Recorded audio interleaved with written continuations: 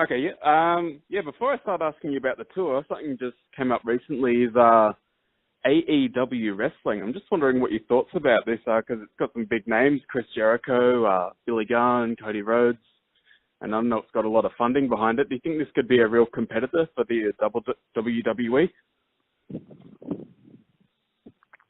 Well, I think that any competition is good for the business, and I look at AEW as somebody that is going to provide a place for talent to work and guys to get exposure. So anything new, and I just hope they're successful. I hope they're smart in how they conduct their business, and if they're successful, that means that the business is healthy and provides a lot of opportunity for other talent to have work. For sure.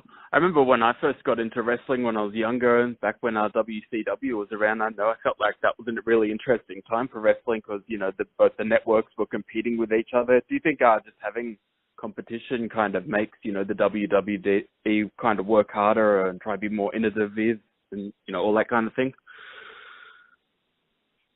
Absolutely. I think competition is healthy for any business. Mm-hmm. Now, you're coming to Australia in March. You're doing Brisbane, Sydney, Melbourne. So it's a spoken word show. Can you just tell us a bit about the show? What kind of stories you're going to be sharing with fans of wrestling?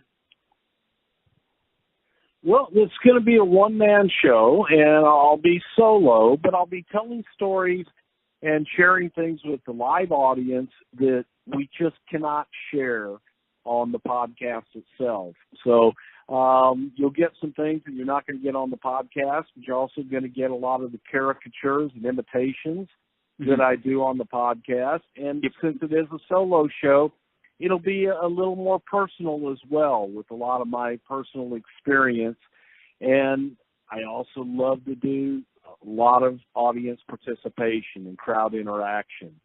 So we take questions from the crowd, and I like to sometimes allow them to dictate what direction that they want to go in. And I may get a question, and then I'll go off on a 20-minute tangent about something else. So no two shows are alike, and we just kind of go with the flow, and I can promise that it will be a lot of fun. Yeah, definitely. I saw Mick Foley doing a spoken word tour last year, and it was really cool to just, hear all the stories and, the behind-the-scenes angles of everything. So I'm excited to come to this tour in March, so I think it'll be cool. Well, I'm looking forward to it. Yeah, Australia is on my bucket list. I've never been. Oh, wow. So I'm looking very much forward to getting down under. Okay. Well, I got a fair few more questions to go through. Now, I don't know if you've been asked all these questions before, but firstly, I want to talk a little bit about TNA. I remember when it started out, it had a really, pretty impressive roster: Ric Flair, Hulk Hogan, Mick Foley, Sting, a whole bunch of other big names as well. Do you think when it started, it had a chance of being a real competitor with the WWE?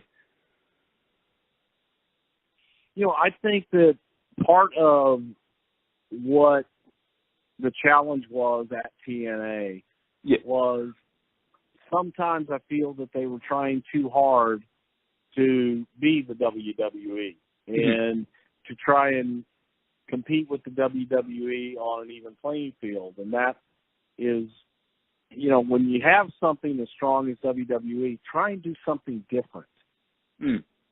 Create your own stars. Create something that is different and an alternative to the WWE instead of what I think a lot of people considered the WWE light. And that comes straight from the top, because the powers that be, if you will, they were enamored with former stars of WWE, and sometimes you had stars within your midst that you could create and make larger than life without having to depend on former stars and the paychecks and expense of the former stars. So that it just was a challenge, and there were so many people that had never been in the wrestling or entertainment business that were making decisions that pertain to the wrestling and entertainment part of it that it was difficult, very difficult. Definitely. I'm just wondering, WWE's kind of changed a lot. I kind of grew up with the Attitude Era, but now I guess it's a bit more family friendly. It's not as violent. I don't feel like the storytelling's quite there. Do you think, the WWE is as good as it used to be? And is there anything they're doing, wrong now, or anything that you think they could improve on? Well, I think that from my vantage point, I understand why they do it. However, I think that they are, I don't know, they're overexposed, but they've got quite a bit of exposure. In a 3-hour Raw on Monday night, that is a lot of time for people to commit to. Yeah. If there was a way to limit the exposure, I think that might help them. Look, they've got the greatest talent in the world working for them. Yeah. I just think that maybe less is more, and to be able to create some scenarios that is going to make you want to get off your butt and go spend money to see them versus giving as much as they give away for free on TV. Definitely. Another wrestler that I was a huge fan of, and I actually remember the day he died watching it on the news, was Owen Hart. I'm just wondering, do you think if he didn't die, he ever would have had a chance at, having a championship run? Do you think they had big things in store for him? If he didn't die, do you think, his story would have panned out a lot differently? Yeah, I do. I think that Owen Hart was one of those just really true, pure performers.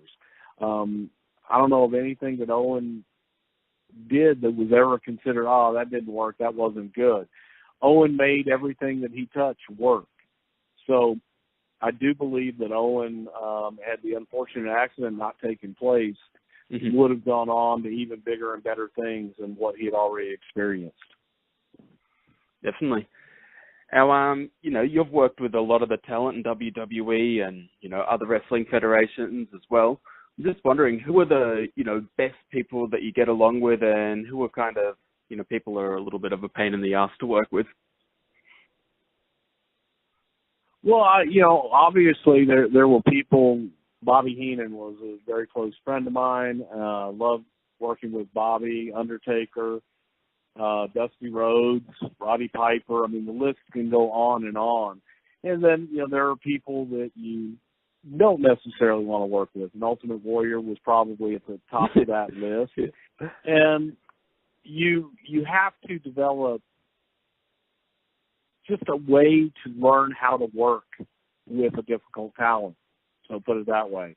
And that's just, once you learn how to do that and you kind of work around whatever that negativity may be, and then they all become easy. So. Yeah. Cool. Now, one thing I've found with the WWE Network, there's just, so many, different shows you can watch, and, things like WWE Divas, and, when you're working 5 days a week and you don't have much time for TV and you've got Netflix, you don't get much chance to watch wrestling. Do you think it's, it's almost impossible to be a hardcore wrestling fan these days just because there's, so much content that you need to watch to be up to date with everything? Well, that's interesting, because I think that people nowadays, they consume the product in so many different ways, from watching it on their phone to watching it on their tablet or their computer at home, that I would almost venture to guess that probably another 50% of the audience is consuming the content and programming in ways other than the television.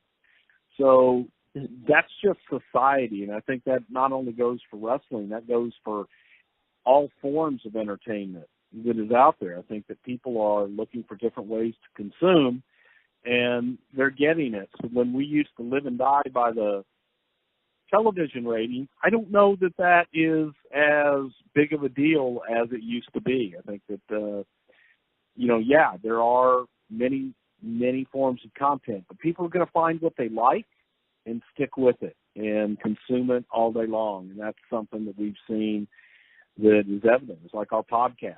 People find it and they consume it. They eat it up, which I like. Yeah, definitely. I got to ask you what it was like working with Vince McMahon, because as a fan, it's kind of hard to know who is the real Vince McMahon. I kind of see him as like, when he was rivaling with Stone Cold, and he's kind of the goofy boss, but he's also, a great businessman, successful in the wrestling industry. Just what was he like as a person? Was he good fun to get along with? Well, I think that the best way to describe Vince is he's intense, extremely intense, very driven, and one of the probably hardest working person I've ever worked with. Very creative, and it was a lot of fun, but it was sure as hell intense, that's for sure. And in the show, you're going to get a lot of Vince McMahon and what it was like working with a lunatic like that. Yeah, that's some stories I'd like to hear. And I know you probably get asked this question all the time, but how did you end up becoming the manager for The Undertaker? Well, it was just an idea that I pitched, as far as I was always intrigued with Mean Mark, and I saw him from his very first match in Dallas. He was someone that had a very unique look and a very unique style. When he became available, I pitched an idea to put him with Brother Love to be pure evil versus what Brother Love considered himself to be pure as the driven snow. So it was the yin to my yang, and I pitched the idea. Vince liked it. Vince liked the name Kane at the time. But it was Vince that came up with the look, the Undertaker look, and then eventually the name The Undertaker. So it was an idea just to do more. I wanted to manage him, and I wanted that story and that character out there. And luckily, Vince liked it, and we built on it. Definitely. Wondering, who were some wrestlers that you think deserve to be in the Hall of Fame?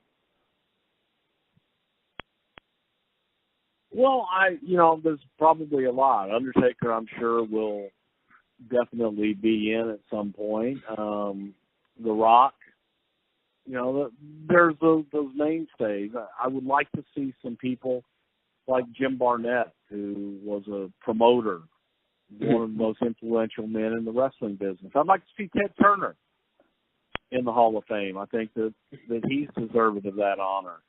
So it really just depends on your viewpoint. I think there's some people that were backstage, a guy like Jim Johnston, who wrote all the music, that are deserving of that. And who knows? But yeah, there's definitely a lot of people out there that are still deserving. Yeah, definitely. Do you think China deserves to be in the Hall of Fame? I know they kind of don't want people in the Hall of Fame that have, done some questionable moves outside of the WWE, so I guess maybe they won't put her in just because of that. Well, I think that there are already some people in there that might have done some questionable things, and I think we all have skeletons in our closet, but I do think that eventually China will be a part of the Hall of Fame. Yeah, that'd be cool to see. No, I think that's pretty much all the questions I've got for now, but thanks heaps for doing the interviews. It's been great talking to you. Huge fan of WWE since I was like 10 years old, so it's great to talk to someone that I've watched on TV for a long time. Well, good deal, man. Well, I look forward to seeing you on the tour, and I greatly appreciate your time. Okay, cool. Thanks very much, Bruce. Hope you enjoy the rest of your day. All right. Thank you, Levi. You too. Take care. Bye-bye.